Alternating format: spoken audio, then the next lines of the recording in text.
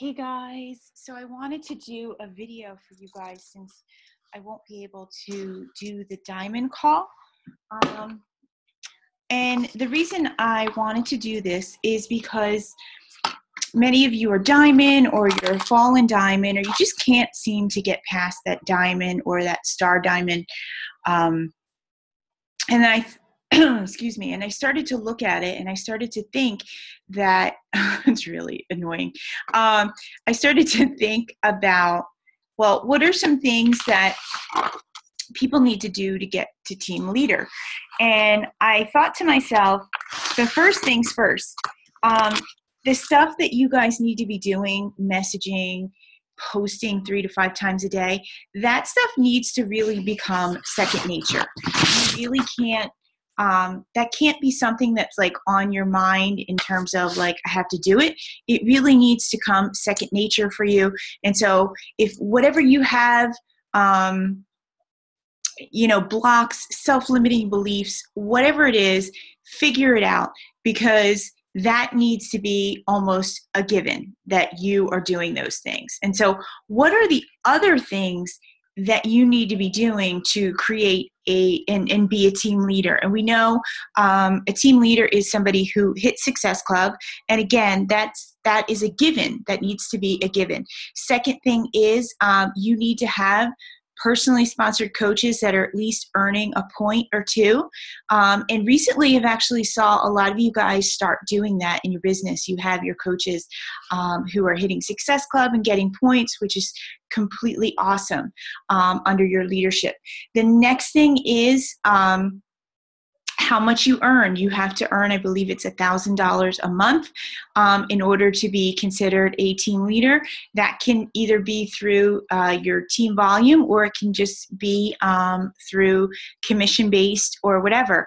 One of the things I used to do when I was first a coach is I used to hit 1,000 PV every week.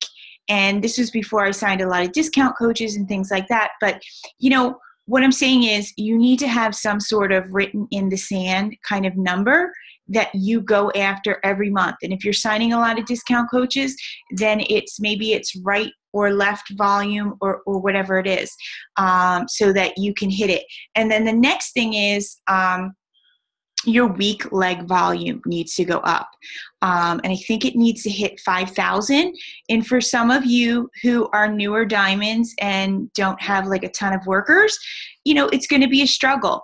But I want you guys to know where you need to aim. And so where you need to aim is your weak leg. And of course, a weak leg means that's only your coaches and your coaches' coaches. That needs to hit 5,000 in team volume in a month. And so keep track of, what your team volume kind of is on that weak leg, whether it's the left or the right, and then keep track of it. Because I have had coaches like Elizabeth who've been able to hit that team leader because they've been so honed into, all right, I only need 300 more points and stuff like that. And, they've done free groups and things like that as a means to help their whole organization hit that number. And so it's definitely within the realm of possibility that you can do that. And so those are the things that go into a team leader. And so let me show you my screen. Okay. So as you can tell, I'm actually feeling better. I'm actually using a tea of different herbs, and it has just given me such tremendous ability to, how awesome is that? I got to thank Vanessa. She just taught me how to do that. So hopefully you'll be able to see this. And so this is kind of like, I wanted to break up during the week what a team leader should be doing. Now, do you have to follow this? No. Do you have to use this same sheet? No, but maybe you could break down the tasks on different days. I know Tanya shared that coaching tracker, and if you take a look at the coaching tracker, it actually breaks up what you should be doing weekly as a coach, what you should be doing weekly as a team builder, what you should be doing weekly as a team leader. So that's also another resource that you can do. And so what are some things that you should be doing on a Sunday? Sunday, you definitely want to have your challenge group or your coach opportunity post. We always know that Sunday nights is a really key time to be doing that. You really need to set goals. So often, if you don't have a goal, just like I was telling you how like I used to hit PV, you cannot really do the actions that you need to do to hit a goal if they're not even set. And here's the thing, it's not so important that you hit them as much as it's important that you set them and you do actions towards them, because that's actually what's going to be growing your business. The next thing is you should reflect on the past week. I know it's something that Julie shares, that she reflects, like how many goals did she get and things like that. You really do need to reflect. Now, I didn't say beat yourself up. I said reflect, because we're all mature, we're all adult, and we're not victims. And so therefore, in a business, we look, hey, where did I miss the mark? Where do I need to do it? Maybe you need to do better time management. Maybe, you need to do more personal development. Whatever it is, you need to have a game plan to attack the next week. And then the next thing is you should have your PD ready for the week, whatever you're going to do. I know in a pinch, it's cool to listen to like a Joel Osteen recording or listen to a YouTube thing like that. But guys, if you are really going to be leaders, you need to be attached to a specific piece of learning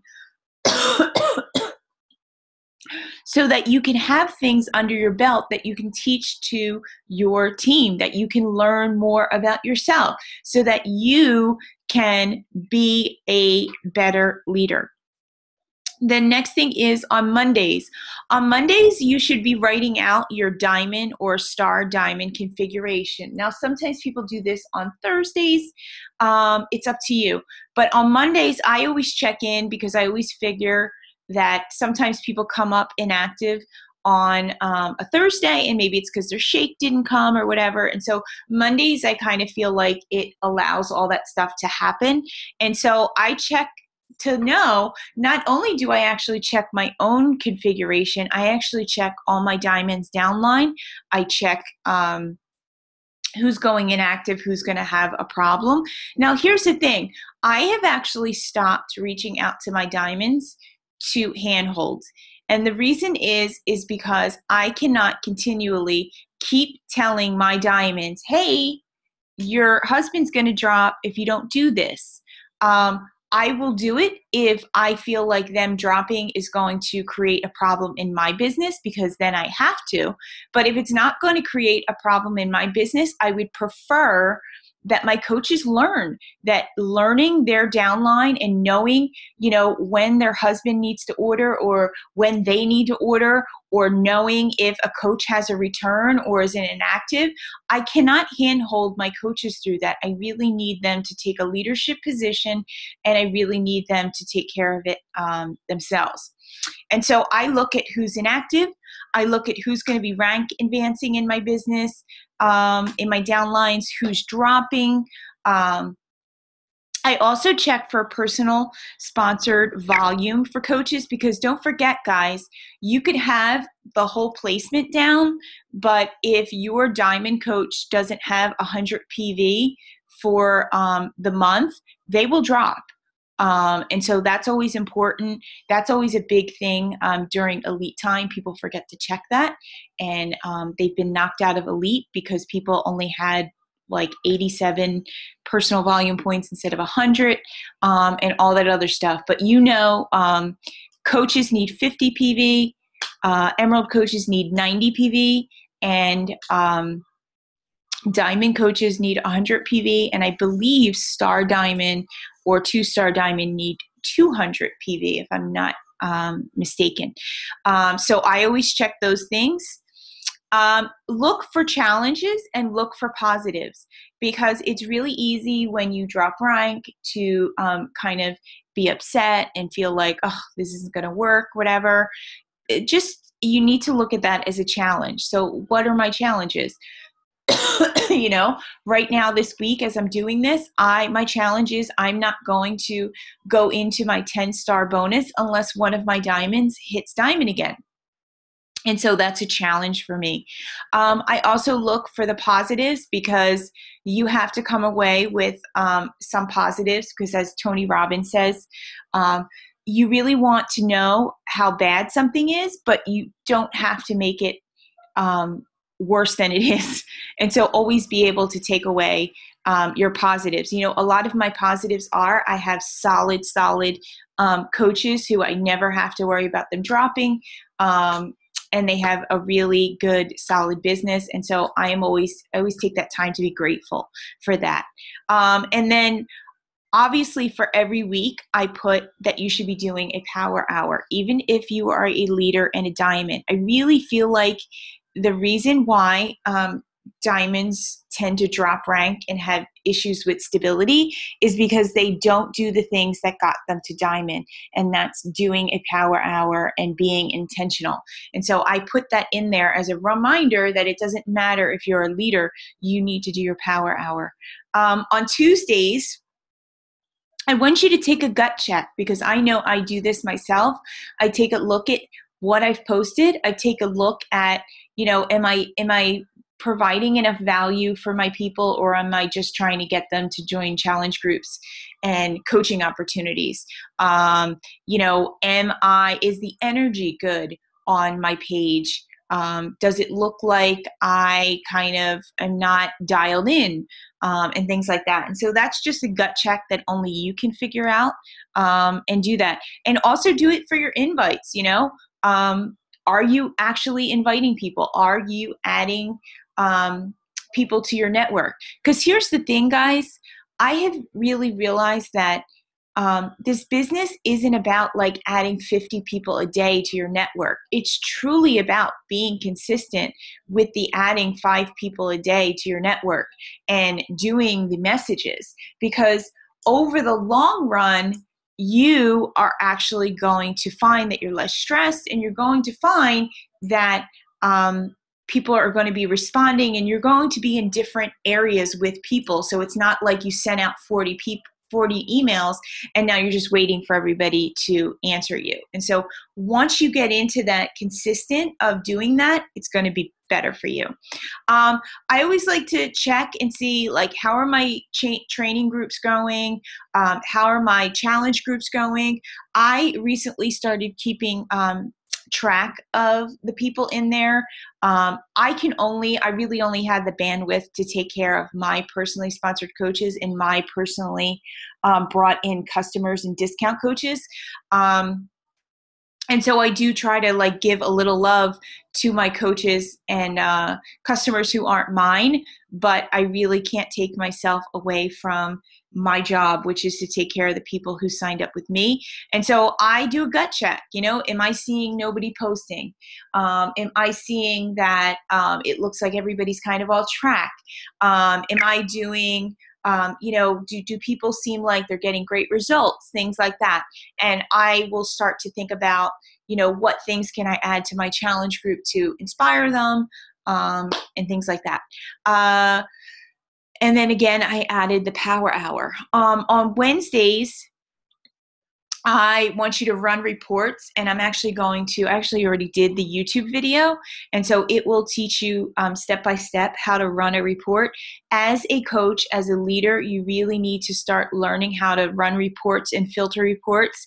And I got to tell you guys, when somebody taught me that, it was like I found it was like Christmas every day, because when you filter reports and run reports, it allows you to get your hands on information, and it allows you to sift through all of the minutia so that you can really see, who your people are. And here's why I want you to run the report. I want you to run the report because some of you are really focusing on your personally sponsored coaches, which is awesome. But in terms of volume, in terms of growing a huge organization, if the only people that are successful are your personally sponsored coaches, your income's not going to grow and your business isn't going to grow.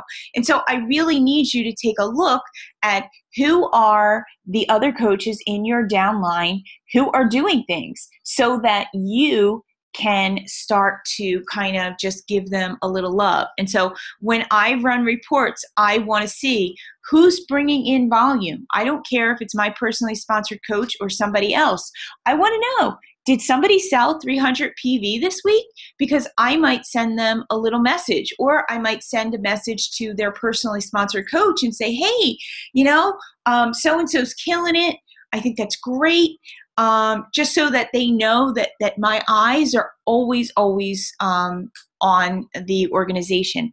Who has Success Club points? I am always looking to see who's bringing in Success Club points. I especially like to catch when a coach signs a challenge pack for the first time, because that's such a big deal, and I like to shout that out. I like to constantly remind people who's hitting Success Club, who's close to it, so that it's kind of always in the forefront. I want you to do is reach out and connect with a few of those people after you run that report. Send a message to Nancy and be like, hey girl, I was just checking my report and I just want to let you know, I see that you're working really hard and it hasn't gotten past me, and keep going. Like, you have no idea how much it's so important when like somebody from your upline reaches out to you, because you normally probably don't think like, oh, she even knows my name kind of thing.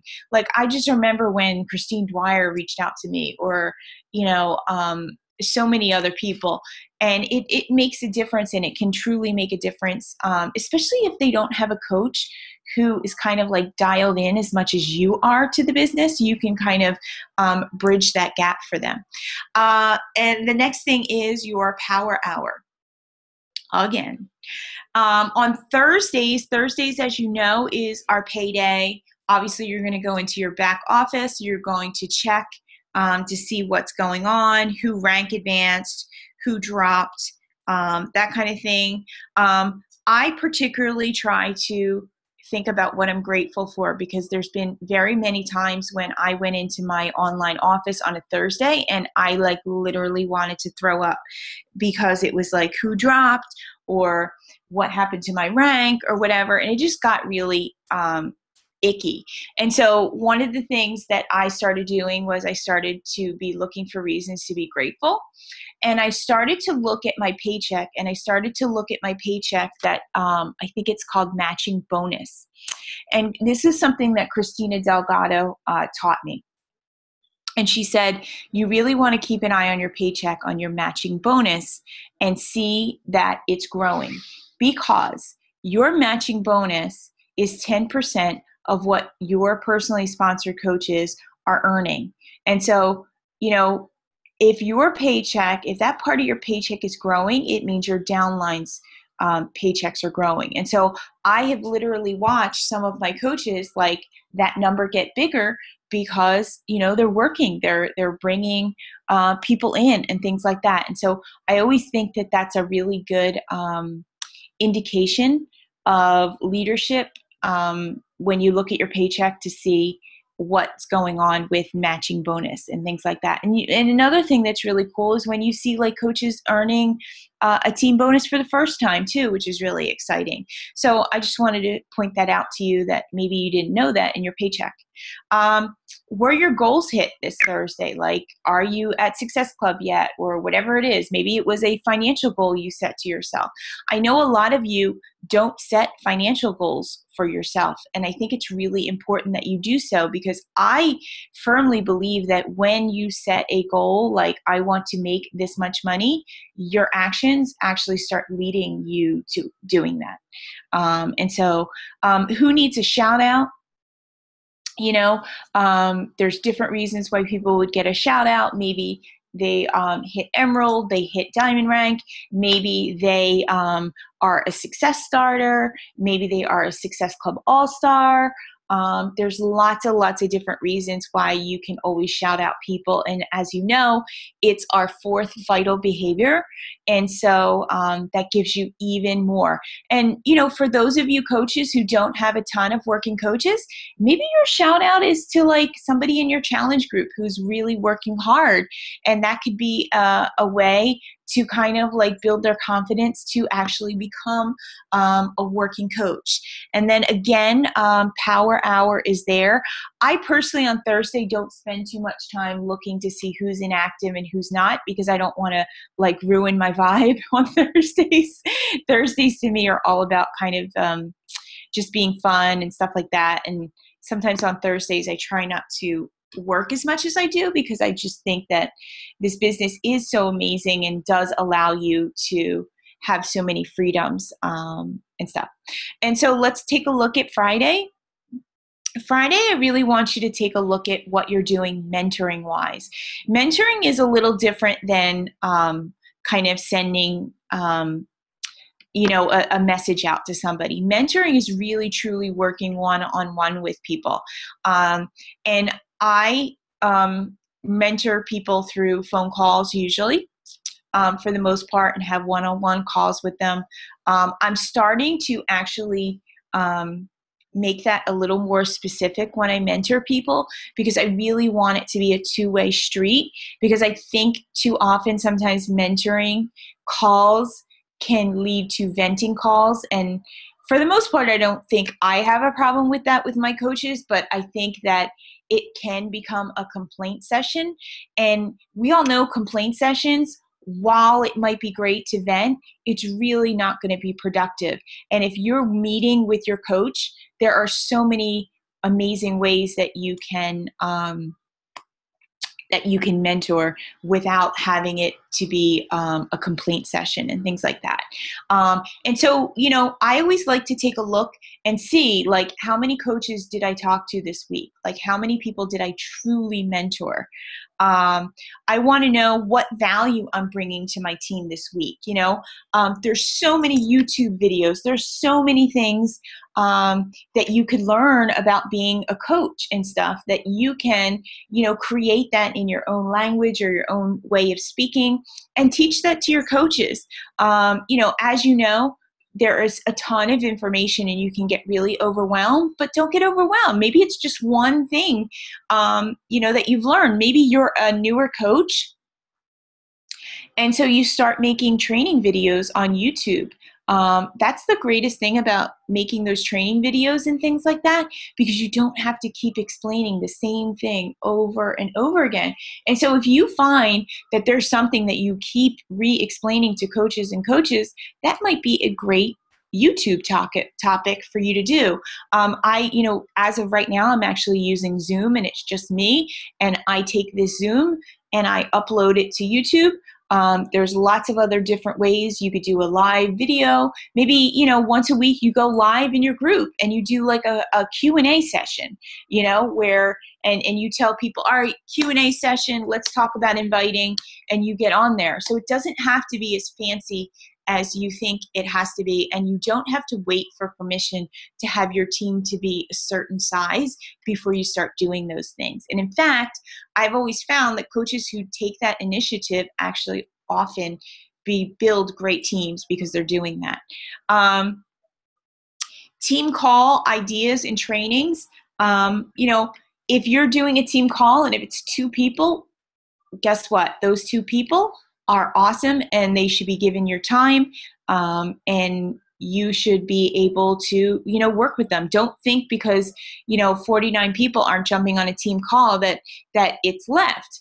It's up to you when you feel like you should pull that trigger, because we have amazing team calls from us. We have from Fitspire Empire. We have amazing team calls from Fit and Funky and stuff like that. And so you don't obviously want to overwhelm your coaches with team calls, but sometimes I have often found that the culture that develops from having team calls is better when you're the one hosting as the leader.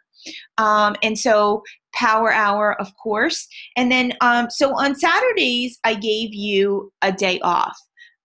because I try to take off on the weekends. But I will say this, when I was building my business to an elite level business, I did not take weekends off.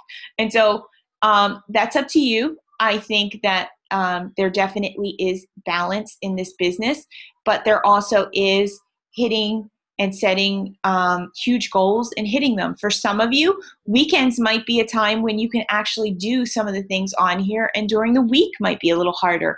And so, like I said, this is not set in stone as to what you're doing, but it's just kind of a guide as to maybe you're not doing these in your business, and this could be a way that you can do it. But again, the basics that we ask coaches to do, like messaging, inviting, posting 3 to 5 times a day, if you want to have a team leader business, that truly needs to be ingrained in you, and it truly needs to be things that you do, that you hit Success Club, that you post 3 to 5 times a day, that you are providing value and things like that, because you're just never going to be able to like make it to that next step if that stuff is still kind of vague to you in terms of, what do I need to do? And so I would suggest, if that is something that you're struggling with,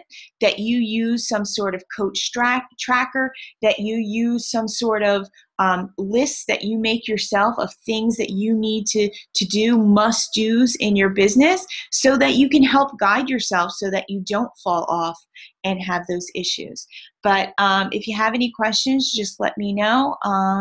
And thanks for listening.